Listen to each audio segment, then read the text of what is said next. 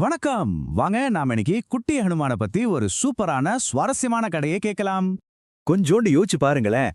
வானத்துல தகதகன்னு ஜொலிக்கிற இந்த சூரியனை பார்த்து குட்டி ஹனுமனுக்கு என்ன தோணிருக்கும்? நம்மளோட இன்னைக்கு கதையோட ஆரம்பமே இந்த கேள்வியில தான் ஒளிஞ்சிருக்கு. நம்ம கதை ஒரு அழகான காலை நேரத்துல தொடங்குது. அப்போதான் நம்ம குட்டி ஹீரோ ஒரு தப்பு பண்றாரு. அது பாத்தீங்கன்னா ஒரே நேரத்துல ரொம்ப வேடிக்கையாவும் அதே சமயம் ரொம்ப ஆபத்தானதாவும் இருந்துச்சு.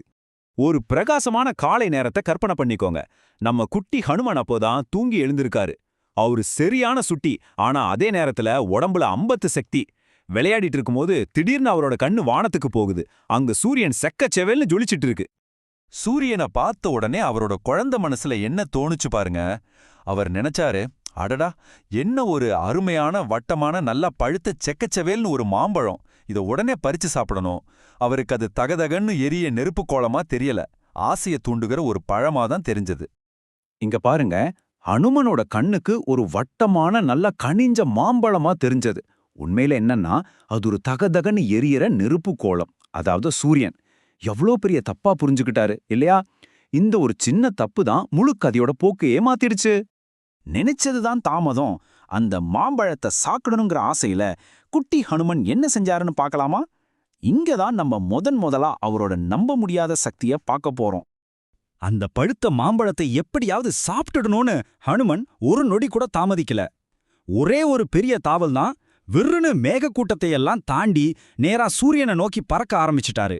அந்த குட்டி உடம்புல இவ்ளோ சக்தியான எல்லாருக்கும் ஒரே ஆச்சரியம். ஆனா குட்டி ஹனுமனோட இந்த வேலைய பார்த்து தேவலோகத்துல இருந்த தேவர்களுக்கெல்லாம் கொஞ்சம் கூட சந்தோஷமா இல்ல. அதுக்கு பதிலா ஒரு பெரிய ஆபத்து வரப்போகுதுன்னு புரிஞ்சுகிட்டு அவங்க ரொம்பவே கவலைப்பட ஆரம்பிச்சுட்டாங்க. தேவர்களுக்கு புரிஞ்சிடுச்சு, இது பெரிய விபரீதத்துல முடிய போகுதுன்னு. ஒருவேளை குட்டி ஹனுமன் நிஜமாவே சூரியனை பழம்னு நினைச்சு முழுங்கிட்டா என்ன ஆகும்? இந்த முழு உலகமே கும்மிருட்டுல மூழ்கிடும். அப்புறம் பகல் ராத்திரிக்கே கணக்கு இருக்காது. எல்லா உயிர்களும் ஆபத்துல மாட்டிக்கும். இந்த உலகத்தை இந்த ஆபத்திலிருந்து காப்பாத்துறதுக்காக தேவர்களுக்கெல்லாம் ராஜாவான இந்திரனே முன்னால வந்தாரு. ஹனுமனை நிறுத்த வேற வழியே தெரியாம அவரோட மிக சக்தி வாய்ந்த ஆயுதமான வஜ்ராயுதத்தை எடுத்து ஹனுமன் மேல தாக்குதல் நடத்தினார். இது உலகத்தை காப்பாத்த செஞ்ச ஒரு கடைசி முயற்சி. இந்திரனோட வஜ்ராயுதம் பட்டதால ஹனுமன் நின்னுட்டாரு தான். ஆனா அதோட விளைவு அதை விட பயங்கரமா இருந்துச்சு. வாங்க அதுக்கப்புறம் என்னாச்சுன்னு பார்க்கலாம். அந்த வஜ்ராயுதத்தோட கடுமையான தாக்குதல்ல குட்டி ஹனுமன் மயக்கமாயிட்டாரு. வானத்திலிருந்து நேரா பூமியில வந்து விழுந்தாரு. நம்ம கதையோட குட்டி ஹீரோ இப்போ பழத்த காயத்தோட இருக்காரு. தன்னோட செல்ல மகன் இப்படி அடிபட்டு கீழே விழுந்து கிடக்கிறத பார்த்து ஹனுமனோட அப்பாவான வாயு பகவான் துக்கத்திலையும் கோபத்திலையும் கொந்தளிச்சிட்டாரு. அவருக்கு வந்த கோபத்துல இந்த பூமி மேல வீசுற மொத்த காத்தையுமே நிறுத்திட்டாரு. யோசிச்சு பாருங்க, ஒரு நிமிஷம் காத்து நின்னு போனா நம்ம நிலைமை என்னாகும்? காத்து நின்னு போனதால உலகத்துல இருக்கிற எல்லா உயிர்களும் தவிக்க ஆரம்பிச்சிருச்சு. தேவர்கள் தங்களோட தப்ப உணர்ந்து நிலைமை சரி செய்ய முன்னால வந்தாங்க. இங்கதான் நம்ம குட்டி ஹனுமானுக்கு ஒரு புது அடையாளமே கிடைக்குது. வாயு தேவனை சமாதானப்படுத்தவும் ஹனுமனை குணப்படுத்தவும் எல்லா தேவர்களும் ஓடி வந்தாங்க. அவங்க ஹனுமனை ஆசிர்வதிச்சு அவரை யாராலையும் ஜெயிக்க முடியாத அளவுக்கு பல வரங்களை கொடுத்தாங்க. அவருக்கு எல்லையில்லாத சக்தி கொடுக்கப்பட்டது. எந்த ஆயுதமும் அவரை சுலபமா காயப்படுத்த முடியாதுன்னு சொன்னாங்க. அது மட்டும் இல்லாம அவர் மிகப்பெரிய புத்திசாலியாகவும் மகா வீரனாகவும் இருப்பாருன்னு வரம் கொடுத்தாங்க.